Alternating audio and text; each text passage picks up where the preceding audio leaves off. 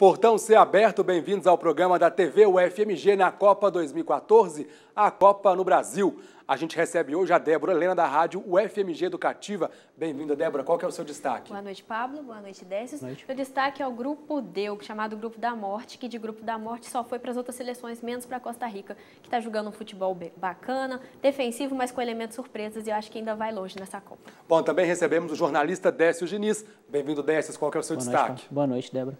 Eu gostaria de destacar a seleção holandesa, que não era vista como uma seleção tão promissora para essa Copa do Mundo, não tinha um futebol tão vistoso, mas acabou goleando a atual campeã do mundo por 5-1 e tem chances de até vingar uma outra final que eles perderam, na final de 74, se pegar a Alemanha na final. Ok, vamos falar sobre tudo isso e também sobre a vitória da seleção brasileira e o próximo desafio do Brasil, que é contra o Chile. Comentar ainda a atuação dos times que já garantiram lugar nas oitavas de final. E tem mais no Portão C de hoje. Racismo no futebol. Especialista da UFMG comenta o tema. Um teatro multimídia e bilíngue mostra a cultura nacional durante a Copa do Mundo em BH. E ainda a PM é proibida de impedir as manifestações. Você vai conhecer ainda os desafios da arbitragem e o jeito muito particular de alguns torcedores ajudarem o Brasil a conquistar o Hexa. Tá tendo Copa. Tá tendo Copa e eu estou aqui na FanFest para saber se o torcedor brasileiro tem alguma superstição. Será que tem que ter aquela camisa do Brasil? Tem que ter algum objeto? Vamos embora descobrir?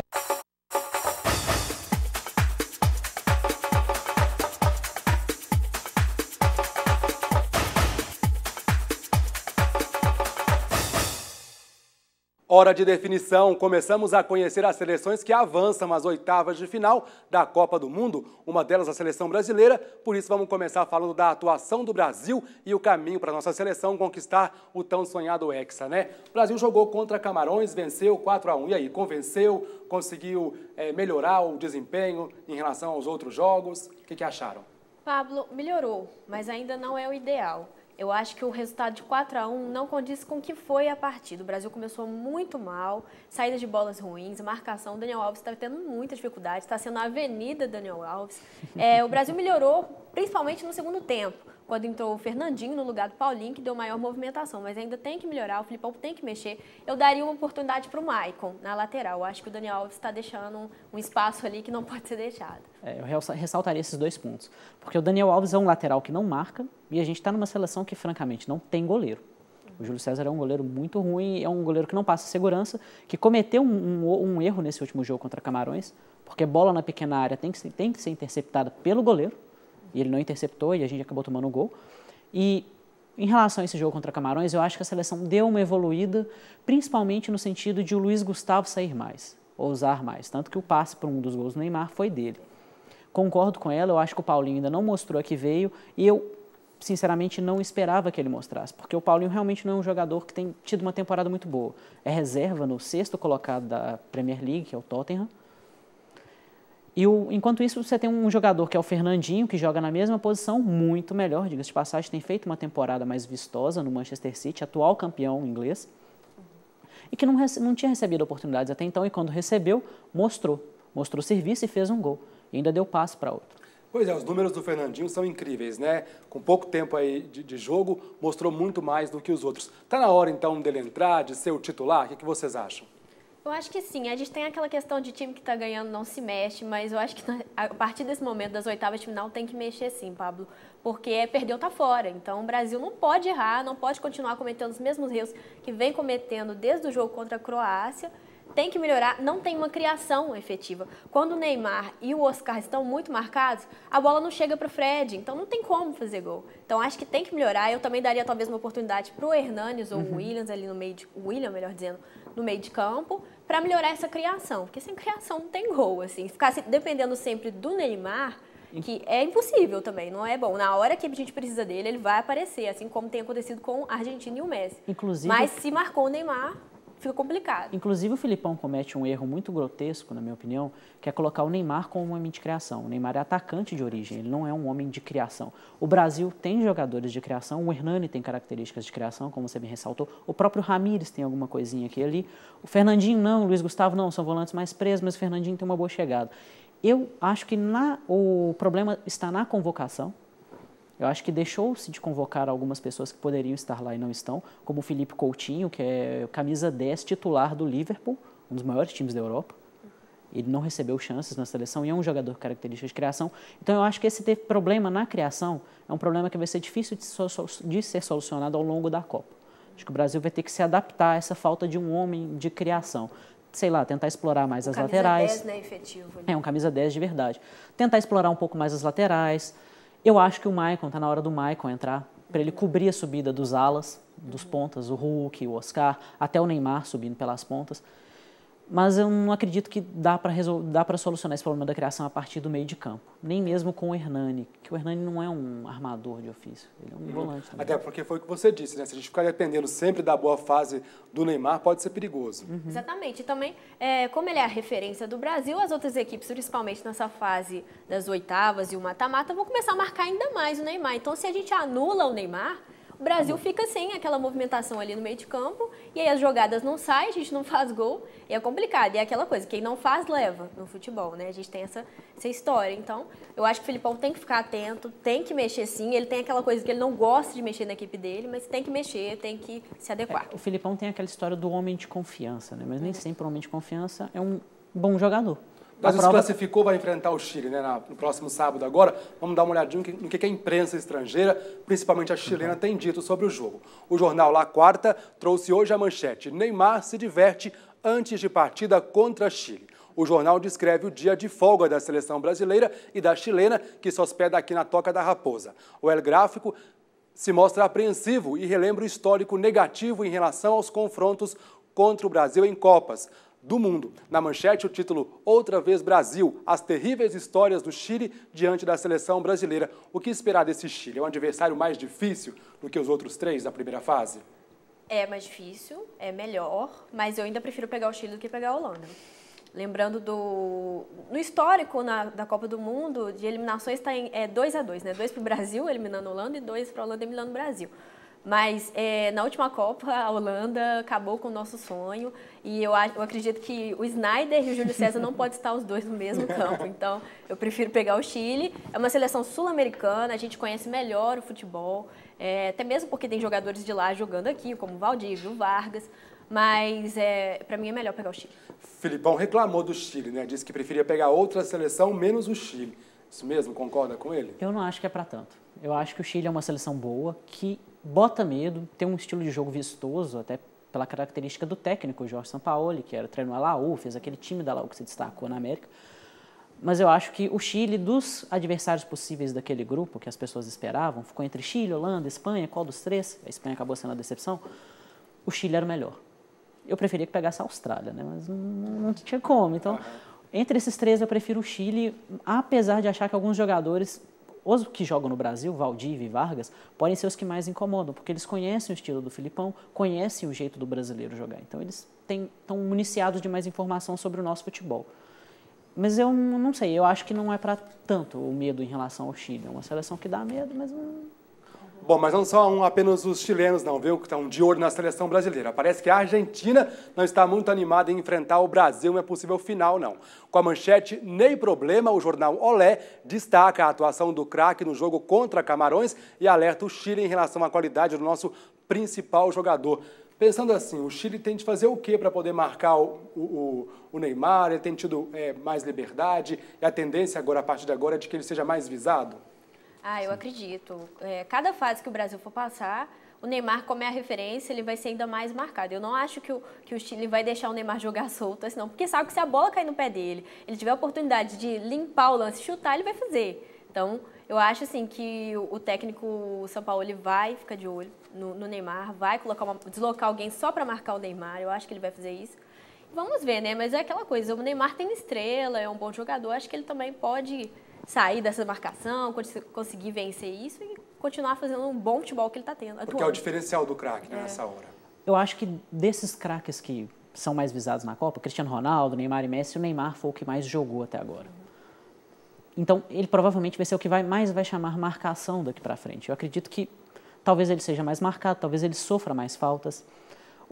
O Chile é um time latino-americano, então talvez eles apelem um pouco para a catimba também. Apesar de não ser uma característica da seleção chilena, eu acredito que eles vão apelar para a catimba. E o Neymar a força física. E o Neymar é um jogador que apela fácil, é um jogador que fica estressadinho fácil.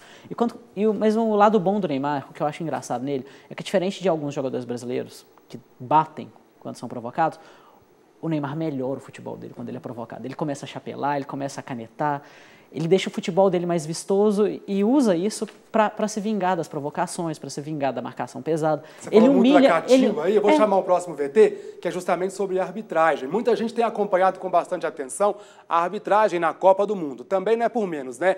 Um lance, de repente, pode decidir muita coisa ao final do jogo. O juizão pode ser o grande nome da partida. Mas como é que é o trabalho do árbitro, hein? A pressão e as decisões polêmicas que ele precisa tomar. A nossa repórter Alígia Oliveira foi descobrir e conta pra gente. No jogo de futebol sempre tem aquele que se destaca. Pode ser o atacante artilheiro, o goleiro com ótimas defesas ou até mesmo o técnico que mudou o jogo com um novo esquema tático. Mas também, em toda partida tem um personagem que antes mesmo de entrar em campo já não é muito querido pela torcida. A arbitragem do Brasil tá muito ruim mesmo. Pode trazer árbitro de fora, de outro estado, continua sendo ruim do mesmo jeito. Acho que a arbitragem precisa ser melhorada, né? No aspecto técnico, quanto no aspecto também físico também precisa ser melhorado, porque a arbitragem do Brasil é brincadeira, viu? A gente sofre muito com o torcedor. A Federação Mineira de Futebol possui registrados 190 árbitros, sendo que 10 deles são mulheres. E antes de se profissionalizar na área, é necessário ser aprovado pela Comissão de Arbitragem, o órgão que regulamenta a profissão. No trabalho da comissão, nós temos várias situações que a gente tem que estar trabalhando. Quando é o Campeonato Mineiro módulo 1 e módulo 2, nós trabalhamos mais com o pessoal que trabalha em jogos profissionais, que é o pessoal da CBF e mais um número de 30 árbitros que completa esse quadro para que nós possamos fazer o módulo 1 e o módulo 2. Tem o amador, que é o pessoal que faz o curso, que começa trabalhando, o pessoal que vem das ligas e que trabalha em jogos de amador. Na categoria de base, nós aproveitamos o pessoal que a gente entende que é promissor, que é um pessoal que a gente vê que vai ter condições de estar crescendo na arbitragem. Então nós procuramos colocar esse pessoal para trabalhar.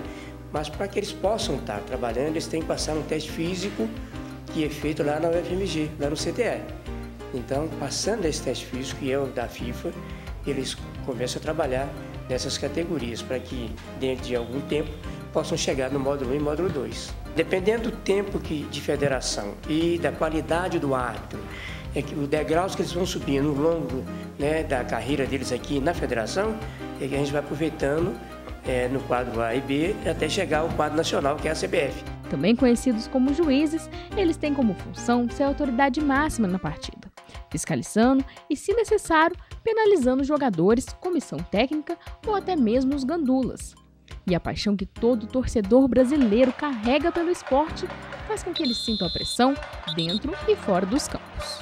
Estamos no país do futebol, né? Então a gente lidar com isso no dia a dia é um tanto quanto prazeroso, na realidade, né? A gente ama a nossa profissão, a gente faz com maior dedicação, maior carinho e também é muito proveitoso porque a gente aprende muito com as críticas, né? Que são muitas em cima da gente, então isso faz com que a gente fortaleça cada vez mais e cresça. E cada dia mais estamos dedicando ao nosso trabalho. Mas essa pressão não é apenas sentida pelo árbitro. Ele conta com a ajuda de 2 assistentes e um juiz reserva. O trabalho do assistente ele está mais focado na regra 11, que é a regra do impedimento. E dar assistência no que for possível para o árbitro de futebol, né? Claro que a gente não vai ficar exclusivo na regra 11 do impedimento. Tem situações que o árbitro não consegue ver, não consegue identificar. O assistente está ali para isso, para dar um auxílio ao árbitro na partida de futebol. E no futebol existem muitas polêmicas e eu vou aproveitar que eu tô com um árbitro e um assistente para poder desvendar algumas delas. Gente, me explica aqui, nesse lance aqui do Jô, que ele recebe a bola do Ronaldinho, muita gente falou assim, estava impedido, não estava impedido. Por que o gol foi legal? A regra 11, a regra do impedimento, ela há 3 exceções quando não há impedimento. São elas, o lateral, o tiro de meta e o escanteio. Nesse lance exclusivo aí, ele foi uma cobrança direto de lateral, o jogador estava na posição de impedimento, mas como a bola veio de lateral, então não há impedimento, é um lance normal, deixa seguir Então foi gol mesmo, nada de errado. Gol normal, nada de errado. E nesse caso aqui, que o Alexandre Pato ele vai bater o pênalti e aí o árbitro manda voltar. Por que ele mandou voltar? Nesse caso, a gente consegue perceber que antes que o atleta toque na bola, o goleiro já se adianta e tenta interceptar a cobrança penal. Então, ele, antes que o atleta tocasse na bola, ele já tinha se adiantado, não ficado sobre a linha, e aí a gente sanciona e marca a infração e manda retornar a cobrança. E no caso de pênalti, quais são as outras formas de poder mandar voltar um pênalti? Quais são as outras infrações que pode fazer na hora do pênalti? Então, a infração que ocorre do goleiro é essa dele adiantar, do atleta que ele não pode dar uma paradinha, a famosa paradinha, antes dele tocar na bola. Depois que ele já posicionou o pé, ele já tem que efetuar o toque diretamente para o gol. Essas são as mais comuns das infrações que o árbitro tem que estar atento para que ele possa sancionar ou não. Eu acho que esse é um dos mais polêmicos que tem, porque fala da questão do fair play, que muita gente fica um pouco em dúvida do que é o fair play, até que ponto tem que devolver, não tem, porque é uma regra o fair play, tem que ser executada pelo jogador quando ele manda uma bola para fora. O fair play, ele é uma recomendação da FIFA para que ocorra durante todos os jogos. Só que o fair play, ele é parte integrante por conta dos atletas. O árbitro não tem como obrigar os atletas a terem o fair play. Então vai de uma equipe para outra, de um atleta para o outro. Nesse caso em específico que nós estamos vendo, onde o atleta do Cruzeiro deveria fazer o fair play para o atleta do Vasco da Gama, ele toca a bola e no momento que ele toca, imediatamente ele já vai em cima do atleta, impedindo que esse atleta possa sair com a bola. Então, na verdade, não houve um fair play. Mas o gol foi legal. O gol é legal porque o árbitro não tem esse poder, infelizmente, né, de poder sancionar e marcar uma infração contra esse atleta. Então, no caso, todos esses lances, foi tudo legal. Todos os lances legais.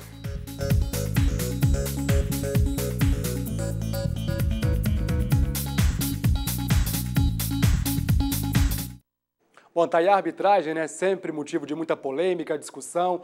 No Brasileirão, então, nem se fale. Mas e na Copa do Mundo, hein? Tá mandando bem a arbitragem? O que estão achando?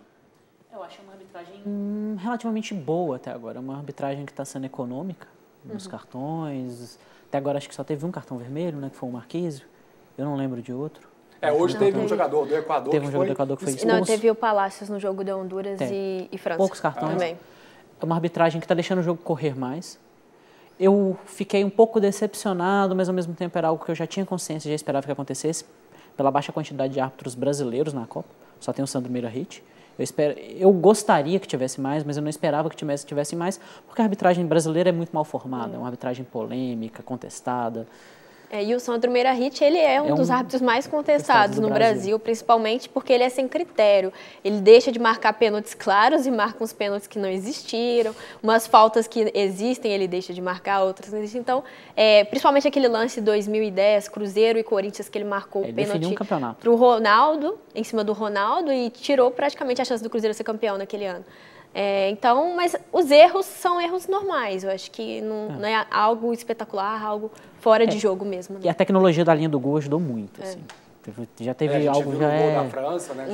Teve um gol de Costa Rica também, que foi assim. Contra a Itália. Que a bola quicou e voltou a sair do gol, mas foi gol. Bacana. Agora a gente vai dar uma paradinha aqui para acompanhar as últimas notícias da Copa do Mundo, direto do prédio da Escola de Veterinária da UFMG. Quem está por lá é a Beatriz Vale. Olá, Beatriz. Olá! Folia também é sinônimo de assunto sério na UFMG. O Núcleo de Futebol, Linguagens e Artes, o Folia, pesquisa a relação entre o esporte e a sociedade. E até o preconceito racial e social é debatido pelo grupo. Manifestações de racismo no futebol. Elas têm tomado as manchetes dos principais jornais e provado que, infelizmente, o preconceito ainda é grande. Tinga, jogador do Cruzeiro, e Daniel Alves, do Barcelona, foram alguns dos casos de maior repercussão. Atletas, ainda em início de carreira, se solidarizam com os colegas vítimas do racismo. Eu nunca presenciei, nunca aconteceu isso comigo, mas já vi sim, como pelo caso do Tinga aí. Acho isso um erro, cara, que perante a Deus somos todos iguais. Já aconteceu com um amigo meu, no jogo contra o Atlético Paranaense na Taça São Paulo. O jogador do Atlético Paranaense chamou ele de macaco. E eu acho que isso inadmissível no futebol, né? Mesmo quem afirma nunca ter lidado diretamente com o racismo, repudia totalmente atitudes como essa no esporte. Eu acho total ignorância, abomino mesmo, acho terrível poder existir algo desse tipo até hoje, mas graças a Deus eu não presenciei, não convivi diretamente com isso. Apesar de atletas negros terem se destacado no futebol, casos de racismo têm acompanhado o esporte desde a profissionalização no Brasil. O caso mais significativo é do Vasco da Gama, que funda o seu departamento de futebol em 1914 e desde o início já integrava então jogadores negros, mulatos, brancos, pobres. Vai chegar à primeira divisão do Campeonato do Rio de Janeiro em 1922 e em 23 sagra-se campeão. Algumas agremiações do Rio se recusaram a continuar disputando o campeonato com o Vasco da Gama e fundaram uma outra liga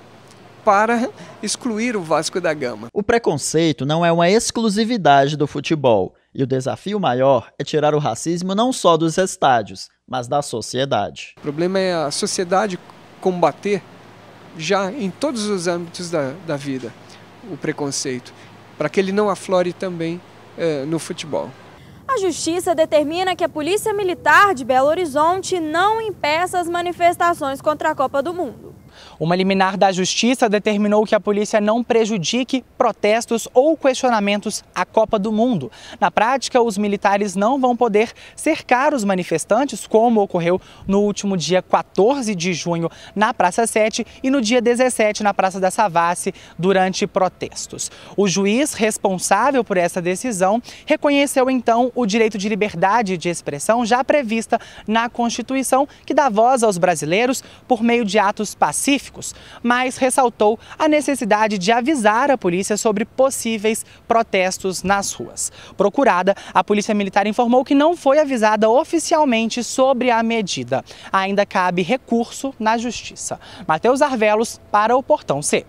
E agora é hora de cultura no Portão C. A equipe do programa Movimento traz um teatro bilíngue para você conferir aqui em BH.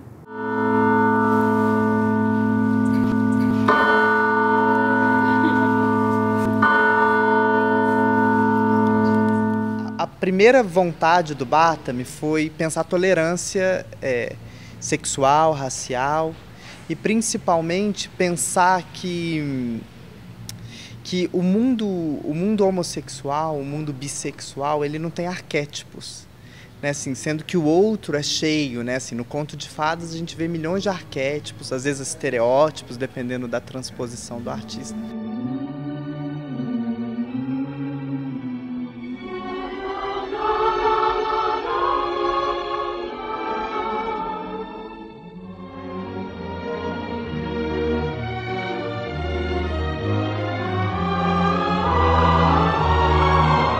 Tudo se passa numa Euro Disney fictícia, né, que seria uma espécie de Europa em crise. Então existe uma bruxa que é uma brasileira, imigrante legal, mineira. Ela é uma transexual e ela descobre que o príncipe e a princesa vão se casar, não acha novidade nenhuma, até que ela descobre que eles vão passar a lua de mel na Amazônia. Então a partir disso ela se pergunta se ela não tem um direito a final feliz, pelo menos no país dela. Testosterona! Testosterona! Nesse espetáculo específico a gente tem a Elizabeth Scales, que é australiana, a gente tem o Martin Diniz, que é fundador do Madame Teatro, que é um português, talvez por causa dele e de mim, né? Assim, então os fundadores, um é brasileiro, um é português, naturalmente a gente vai querer criar esses diálogos internacionais mesmo.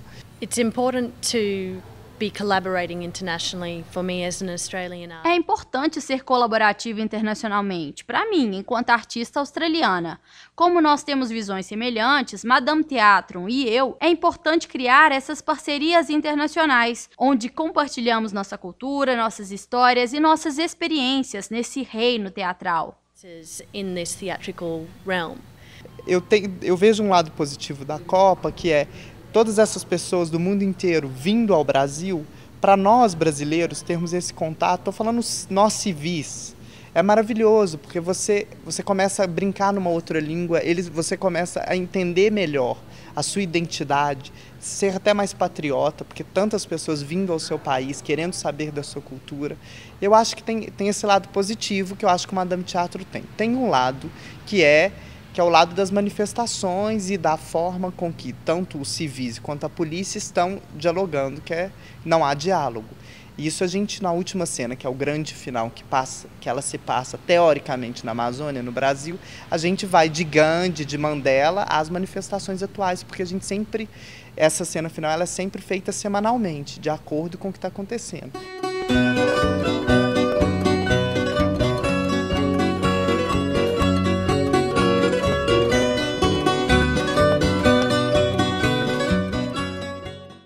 Amanhã eu volto. Enquanto isso, você fica com Pablo Nogueira. É a Copa do Mundo na TV UFMG. Valeu, Beatriz. A gente agora vai para um rápido intervalo e volta já já com o Portão C.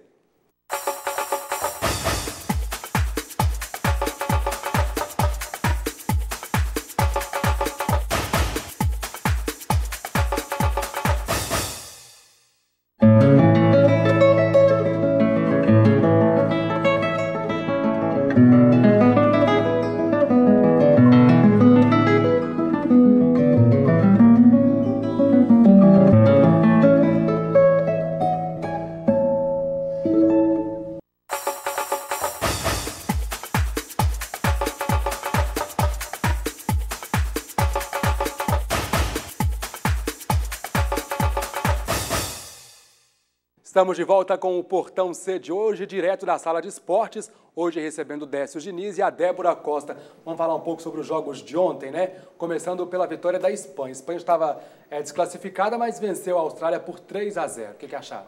Redimiu para não sair como a pior campanha da Copa do Mundo, né? A Espanha precisa se renovar, isso aí ficou claro, o ciclo vitorioso acabou. Tem que mudar. Coincidiu com o fim da carreira do Xavi, né? Porque o Xavi é o motor da Espanha. Eu queria só destacar que ontem não teve gol do Cahill, eu esperava gol do Cahill, porque para mim o Cahill foi um dos melhores jogadores dessa primeira fase da Copa. Se tivesse 2 jogadores como ele na seleção da Austrália, a Austrália classificava. No mesmo grupo, a Holanda acabou vencendo o Chile por 2-0. O que acharam do jogo? O Chile respeitou demais a Holanda e considerando o poder de ataque da Holanda, ontem o Van Persie não estava, mas o Robin é extraordinário, está numa fase ótima, tem jogado muito bem pelo Bayern de Munique e tem repetido isso na seleção, eu acho que dá a Holanda. Eu já esperava a vitória da Holanda. Eu não esperava no início da Copa, agora eu espero a vitória da Holanda sobre qualquer seleção, porque eles estão jogando muito bem. E é um futebol meio caótico, assim, é meio difícil de prever o que eles vão fazer. Tanto que você repara que nos gols da Holanda, geralmente, o câmera demora para achar o lance, para se situar no lance, porque eles são bizarros, eles são inesperados, caóticos. Vamos ter nas oitavas de final Brasil e Chile, Holanda e México. Brasil e Chile, quem que passa? Se jogar melhor, que está jogando o Brasil. Se continuar do jeito que está, as duas seleções jogando o mesmo futebol que elas jogaram até agora, passa o Chile. Mas eu espero que o Brasil passe. Holanda e México. Holanda, porque eu continuo complementando o que o Décio disse, a Holanda ela joga num 3-5-2, mas o interessante é que um dos zagueiros ele sai e vira um volante, então puxa um contra-ataque rápido. Então, e a frente de ataque da Holanda é muito poderosa, então eu acredito na Holanda. Também acredito na Holanda, eu acho que a Holanda tem potencial na chave dela para chegar na final. Grécia venceu Costa do Marfim por 2-1, o que acharam do jogo? Na verdade, eu fiquei triste pela Costa do Marfim. Eu queria que a Costa do Marfim tivesse classificado, mas como o jogador da Costa do Marfim cometeu um pênalti aos 49 do segundo tempo, não teve jeito. Assim, não achei que a Grécia jogou esse futebol para classificar. E eu acho que a Costa Rica vai passar da Grécia. Não acho que a Grécia vai chegar mais longe do que isso. Eu também acho que a Costa Rica vai passar da Grécia e vai passar atropelando a Grécia, porque eu não acredito que a Grécia tenha esse futebol para passar. E eu esperava que a Costa do Marfim vencesse a Grécia, porque tem um futebol melhor, tem uma seleção mais conhecida, mais qualificada, tem o Drogba. O Drogba, que é um jogador que, por sinal, quando entra, parece que ele puxa a marcação toda para ele, o resto do time fica livre. O Gervinho, que é muito bom. Eles ficam livres, mas eu esperava mais da Costa do Marfim. Eu me surpreendi com a Grécia chegando nas quartas. Bom, ontem também tivemos Colômbia 4, Japão 1, só para poder corrigir aqui. Ontem, no Sala de Esportes, na redação, né, no Portão C, eu disse que o Japão tinha perdido por 3-1, na verdade 4-1. O que acharam do jogo? A Colômbia tem comida a bola, né? Digamos assim, tem jogado um futebol muito bom. Eu acho que a Colômbia vai longe nessa Copa, pelo menos até as quartas, eu acredito, na Colômbia. E o Japão a gente esperava um pouquinho mais, né? É um futebol um pouco feio, mas eu esperava mais do Honda, esperava mais aí um futebol melhorzinho do Japão. E a Colômbia jogou o que sabia e acabou com o Japão, né? A Holanda está jogando muito, a Colômbia está jogando muito, e o Japão, ele perdeu pelas deficiências históricas do futebol japonês, desde que começou. É uma seleção que sempre teve um meio de campo, tanto que você pode reparar que é uma seleção que joga bem no meio de campo, trabalha bem a bola, cria muito, só que é uma seleção que não tem ataque e nunca tem defesa. Então, eles ficam ali. O jogo deles é ali e eles sempre perdem, eles não conseguem ir para frente por essas duas deficiências. Vamos ter nas oitavas de final Colômbia e Uruguai. Quem passa? Eu acredito que se o Luis Soares não for punido pela mordida dele ontem no Chiellini e ele entrar em campo, eu acredito no Uruguai. Mas sem ele, eu acredito na Colômbia. Eu acho que a Colômbia e o Uruguai vão jogar de igual. Mas se o Luis Soares estiver em campo, aí o pesa. Aí o Uruguai tem um peso maior. Eu não consigo opinar muito sobre os jogos do Uruguai, porque eu vejo o Uruguai como uma seleção que abandona a técnica e a tática e vai para a raça. Joga na bagunça. Joga bem sob pressão. Joga sob pressão. Então eu não sei se a falta do Luis Soares faça tanta diferença, porque eles têm o Cavani, tem outros jogadores de qualidade também que podem definir, podem crescer num momento assim. Então não dá para esperar. Eu acredito que o Uruguai passe por esse fator. Eu acho que a Colômbia está jogando um futebol bom, mas está meio morto, assim, um time que vibra tanto quanto o Uruguai. A Bósnia venceu, né, o Irã por 3-1. O que acharam da partida e aí quem é que passa? Bom, a Bósnia surpreendeu, né? Porque é estreante da Copa do Mundo e fez 3 boas partidas. Ela perdeu por detalhes essa classificação. A Bósnia está eliminada, assim como o Irã. Se classificaram Nigéria e Argentina, exatamente. Né? Mas eu fiquei feliz pelo o futebol que a Bósnia apresentou. Espero que ela se classifique para as outras Copas do Mundo, né? E foi isso. É um futebol, assim, ainda jovem, tem muito que aprender, mas é interessante. Era um grupo fácil, teoricamente, para a Argentina, né? Mas tiveram essas equipes que jogaram melhor do que esperavam. A Bósnia foi uma delas. Eu confesso, como bom brasileiro que sou, que eu esperava que a Bósnia desse uma surra na Argentina no primeiro jogo, como ela ensaiou. Ela ensaiou uma surra na Argentina, mas depois a Argentina começou a se recuperar e ganhou o jogo. Mas eu achei que a Bósnia jogou melhor que a Argentina no primeiro jogo. E esse último jogo, vale a pena ressaltar um detalhe, que é o seguinte: a Bósnia não precisava vencer, porque não faria diferença nenhuma para ela os 3 pontos, e o Irã, se vencesse, classificava. Poderia classificar. Então, eu achei uma vitória desnecessária da Bósnia. Foi meio que para redimir assim, a primeira participação, pelo menos ganhou um jogo. Mas tanto que a Nigéria perdeu para a Argentina por 3-2 e mesmo assim se classificou. O que acharam do jogo? Valeu a estrela do Messi novamente. Eu acho que a Argentina está passando pela mesma dificuldade que o Brasil vem enfrentando. Está tendo a concentração no Messi. O Messi é o cara que resolve, mas quando não tiver o Messi marcado, é um problema. Apesar de que o Di Maria jogou muito bem hoje também, melhor do que nas outras partidas. Eu acho que a Argentina, o técnico Alejandro Sabella, ele entrou no primeiro jogo, principalmente contra a Bósnia, com um esquema de 3 zagueiros, que avacalhou o time da Argentina. Eu acho que a Argentina tem que jogar mais para frente, num 4-3-3, com o Agüero, o Higuaín e o Messi, o Di Maria ali fazendo essa composição, é melhor para a Argentina, né? Mas também pegou seleções que também tiveram vontade de jogar, não dependeu só dela. Eu achei que esse jogo foi o melhor jogo da Argentina até agora. Eu ainda me surpreendo com a ausência do Lavezzi na seleção argentina, um jogador que tem mudado um pouco o jogo quando ele entra. Não tanto, mas tem mudado. E eu achei que hoje foi o primeiro jogo que o Messi efetivamente jogou. Porque nos outros jogos ele jogou 15 segundos, resolveu o jogo em um lance. Nesse jogo não, ele buscou o jogo, ele correu, ele acelerou o ritmo da seleção. Eu concordo com a Débora, eu acho que o Di Maria tem sido um jogador fundamental para a seleção argentina.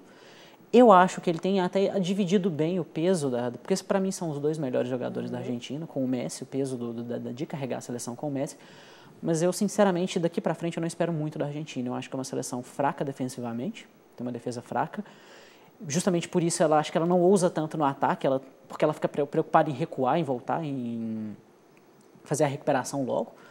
Mas eu não espero tanto da Argentina. Eu acho que é uma seleção que deve morrer nas quartas de final. França ficou no 0-0, né, com o Equador. E aí? A França, para mim, surpreendeu também nessa Copa do Mundo. Considerando o papelão que ela fez na Copa de 2010, ela se renovou totalmente para essa Copa. tem jogadores excelentes, como o Debuchy, o Varane, que é do Real Madrid, tem o Pogba, tem o Valbuena, que é assim, um jogador espetacular, muito veloz, e o Benzema, que está comendo a bola. O Griezmann. Então, acho que a França é uma das seleções que o Brasil tem que ficar de olho e torcer para não encarar tão cedo na Copa do Mundo, porque ela fez uma primeira fase muito boa e eu acho que a tendência é só crescer. Para mim, o melhor futebol praticado nessa primeira fase da Copa, o futebol mais seguro em relação aos times contra os quais jogou, foi o da França. Sem dúvida alguma. A França foi um time que se portou com muita segurança, não levou tanto perigo de gol como a Holanda. A Holanda, para mim, teve os melhores resultados, mas a Holanda sofreu risco de gol, teve muitas dificuldades. A França não teve. E era um grupo relativamente difícil, considerando que a Suíça está em alta. O Shaqiri é um grande jogador e, no entanto, a França conseguiu lidar muito bem com isso. Para mim, foi a melhor seleção dessa primeira fase. Falou da Suíça, né? A Suíça venceu Honduras por 3-0 hoje. E aí? Bom, a Suíça ela tem um futebol bacana, mas tem uma defesa muito ruim e uma saída de bola muito problemática. No jogo contra a França, principalmente, o resultado foi 5-2 para a França. O resultado não condiz muito que foi a partida, porque a Suíça ainda jogou bem, criou bastante, mas levou 5 gols em saídas de bolas ruins e uma bobeira de contra-ataque, que tomou o contra-ataque francês. Então, assim, eu não acho que chega muito longe. Passou para as oitavas, mas não acho que chega muito longe, porque tem uma zaga muito ruim.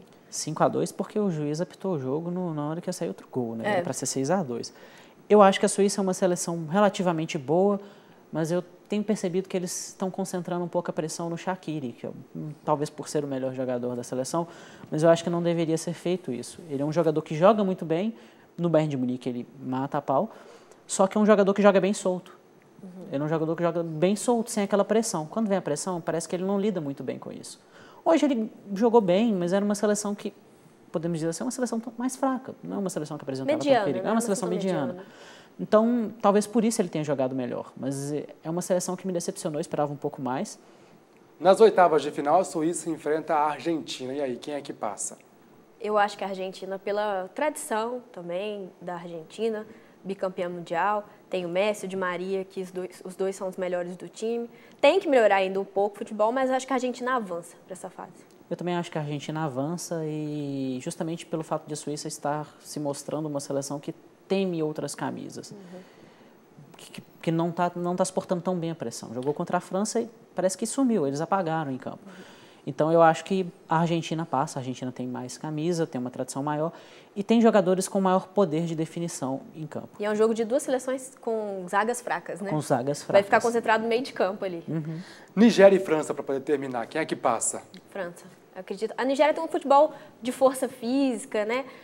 Bem pegado, mas eu acredito nessa equipe da França, que é muito boa, muito jovem, muito veloz. Pode ser que não ganhe essa Copa do Mundo, mas que vai ganhar uma experiência para outra Copa, eu acredito na França. Eu acho que é a França também, que não sentiu a falta do Ribéry, vale a pena ressaltar também. Que é o craque da França e, no entanto, a França tem jogado como se ele estivesse ali em campo. Ou se ele nem existisse, eles nunca precisassem dele.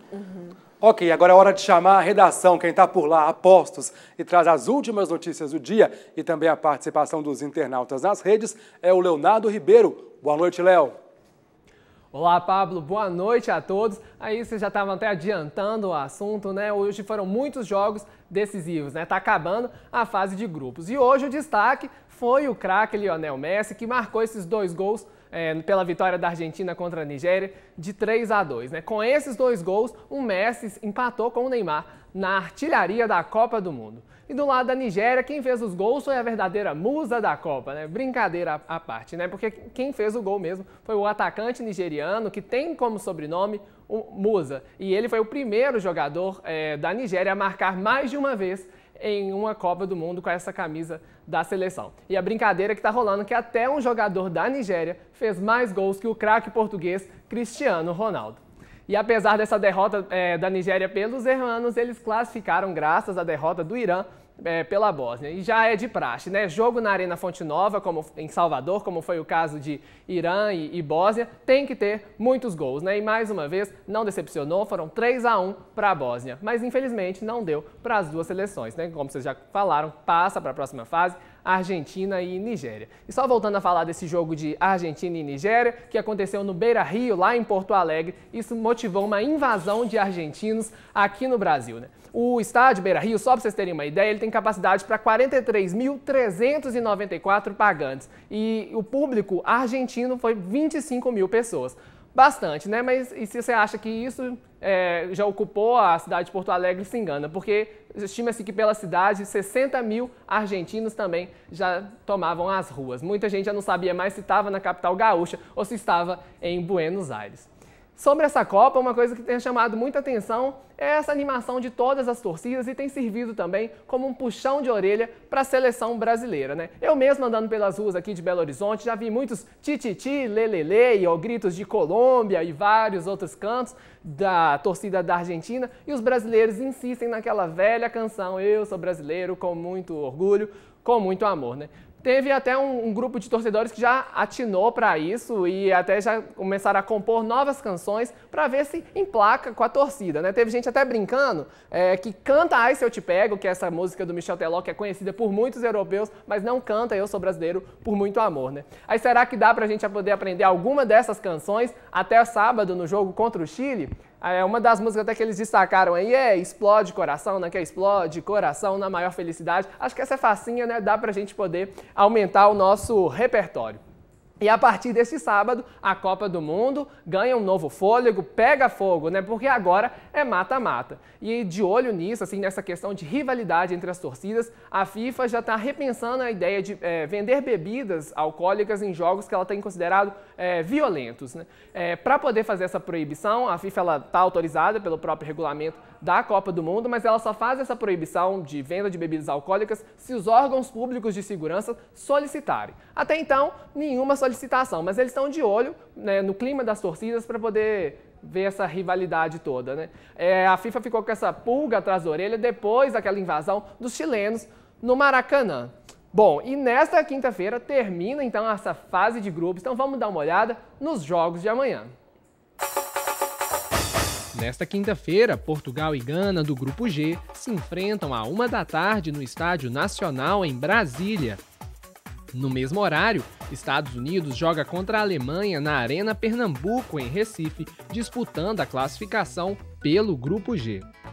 E o Grupo H fecha os jogos da fase de grupo às 5 da tarde com o jogo Argélia e Rússia na Arena da Baixada, em Curitiba, e com o jogo da já classificada Bélgica contra a Coreia do Sul na Arena São Paulo.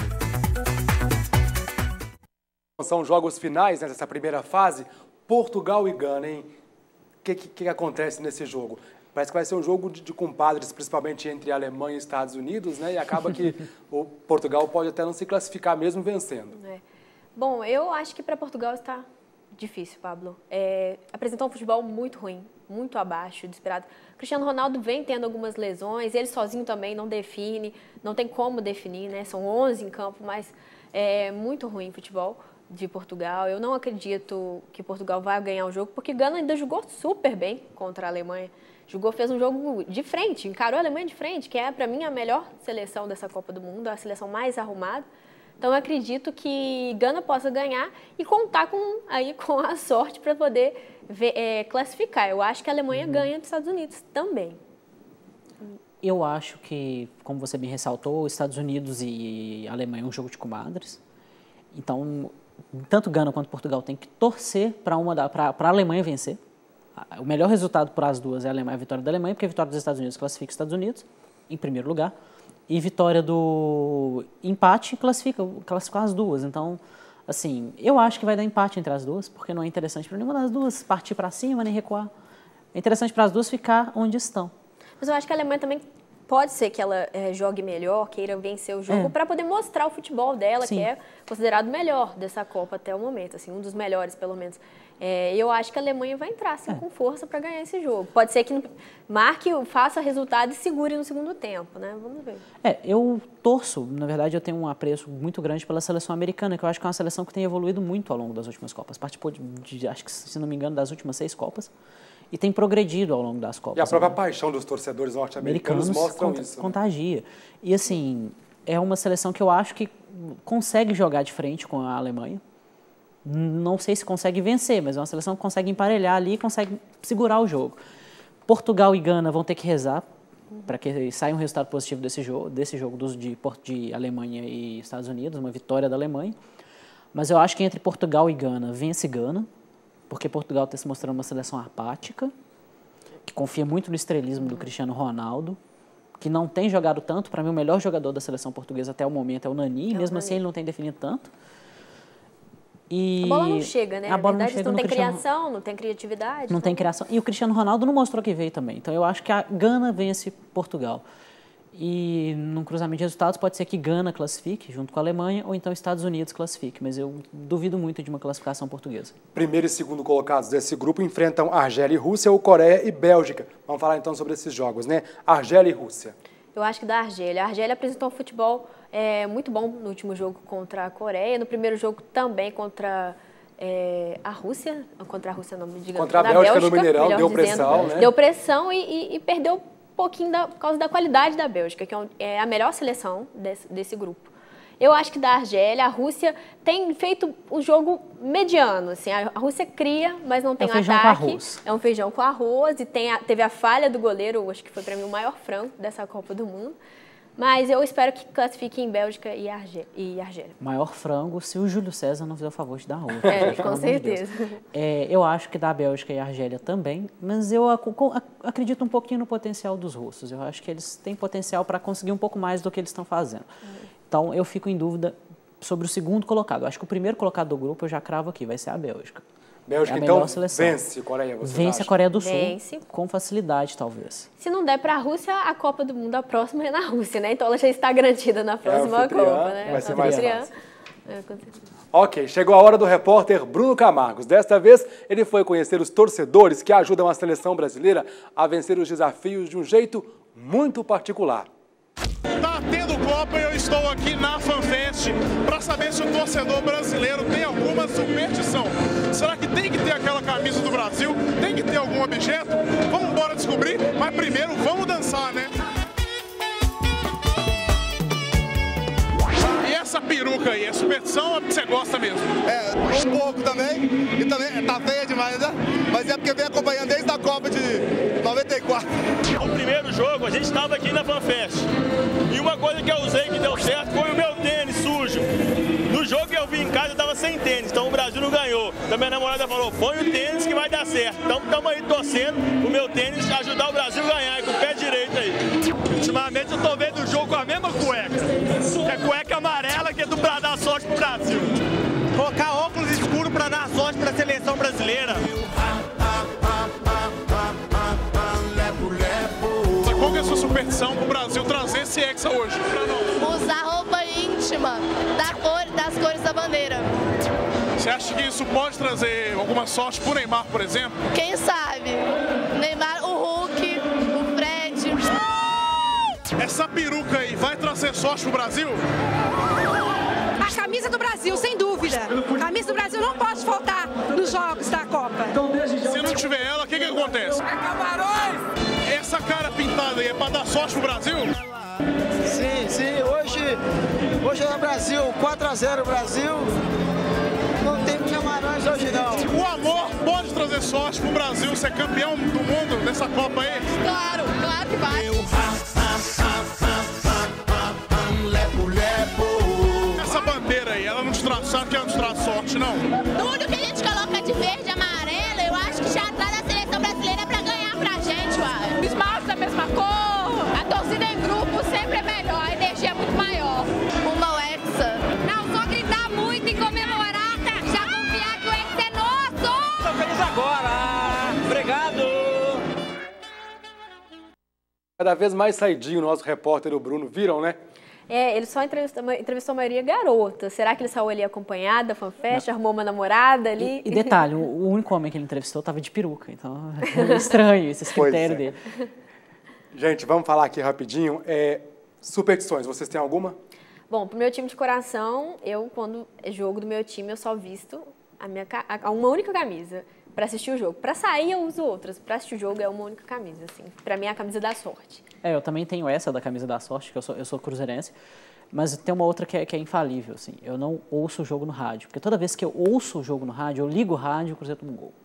Toda vez, isso é muito comum acontecer comigo. Eu ligo o rádio, pá, toma um gol. Então eu não ouço mais o jogo no rádio. Eu abandonei a rádio, não escuto rádio mais. em dias de jogos. Eu só assisto na televisão. Não, eu tenho uma sim, mas tem uma rádio que eu escuto que traz sorte, a outra que traz azar. Então, quando eu geralmente mudo pra rádio que traz azar, aí eu já falo, não, Cruzeiro que é o meu time do coração, toma gol. Aí eu não, vou mudar aí, vamos voltar para outra rádio e tal. Eu moro em Contagem, só pego uma rádio. Moro em Nova Lima. Ok. Gente, quero agradecer demais a presença de vocês, viu? Muito obrigado, viu? Por terem vindo. Eu que agradeço. Bom, chegou a hora então da gente acompanhar a tabela. Afinal de contas, se você perdeu, olho nos resultados. Pela última rodada do Grupo F, a Argentina venceu a Nigéria por 3-2. Os gols foram marcados por Messi 2 vezes e Rojo. Os gols da Nigéria foram marcados por Musa. No outro jogo do grupo, a Bósnia-Herzegovina venceu o Irã por 3-1. Dzeko, Pjanic e Vrijašević marcaram para a seleção europeia. E Goshanejad descontou para o Irã. Com os resultados, a Argentina e Nigéria estão classificados para as oitavas de final. Às 5 da tarde, Equador e França empataram por 0-0. E no outro jogo, a Suíça venceu Honduras por 3-0. Os 3 gols suíços foram marcados por Shaqiri. França e Suíça se classificaram no Grupo E. O Portão C de hoje fica por aqui. Na sexta-feira a gente volta com o Sala de Esportes, aí com todos os classificados às oitavas de final. Já o Portão C volta amanhã. Um grande abraço para você e até lá!